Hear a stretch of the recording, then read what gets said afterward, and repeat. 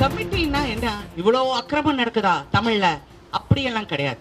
தமிழ்ல அந்த அளவுக்கு நிறைய குறைஞ்சு போச்சு. ஏன்னா படிச்சவங்க வந்திருக்காங்க. அவங்கவுங்க வந்து அவங்க பிஹேவியர் மாறி போச்சு, அவங்களுடைய ஆட்டிடியூட் மாறி போச்சு. எல்லாமே வெரி வெரி என்ன சொல்றது, ரொம்ப கான்ஃபிடண்டா இருக்காங்க, ரொம்ப ஸ்மார்ட்டா இருக்காங்க. எல்லாரும் அந்த மாதிரி இருக்காங்க.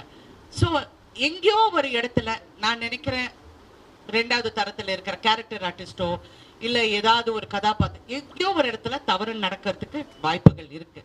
நான் சொல்றது ஒரே ஒரு விஷயம். நான் ஏன் இதை பத்தி பேசுறேன்னா, இன்னைக்கு ஏன் பேசுனேன்னா, ஏன் அதுக்கு முன்னாடி சொன்னேன், அந்த இடத்துல நான் என்ன பண்ணுமோ நான் பண்ணிட்டேன்.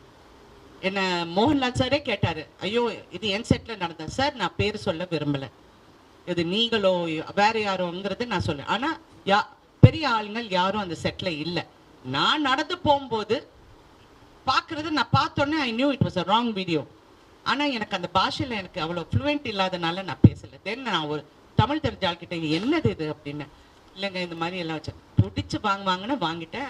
I told them delete it. But delete பண்ண சொன்னாலும் எவனோ ஒருத்தன் ஒரு காப்பி அனுப்பிச்சிருப்பான், ஃபார்வர்டு இருக்கும். அப்புறம் நான் வந்து ப்ரொடக்ஷனை கூப்பிட்டு சத்தம் போட்டு, இது மாதிரி இது நீங்கள் தான் பாதுகாப்பு கொடுக்கணும். இதெல்லாம் கேரவன்ஸ் வந்து ஹீரோவோட கண்ட்ரோல் கிடையாது. இல்லைன்னா சும்மா அவர் மேல போடணும் இவர் மேல போடணும், இங்க சென்சேஷனலைஸ் பண்றதுக்காக இல்லை.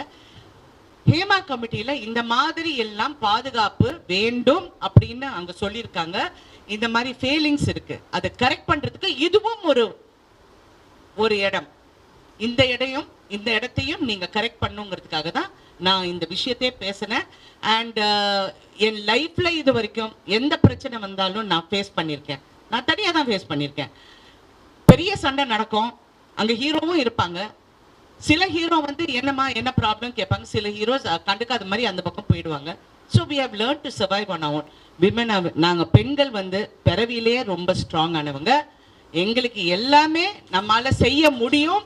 ஆனால் எங்கேயோ ஒரு மார்க்கெட்டிங் ஸ்ட்ராட்டஜியில் எங்களை பின்னாடி தள்ளிட்டாங்க. இன்ன வரைக்கும் நாங்கள் வந்து அதை போராடிக்கிட்டே இருக்கோம். உடனுக்குடன் செய்திகளை தெரிந்து கொள்ள சன் நியூஸ் பெல் ஐகானை கிளிக் பண்ணுங்க.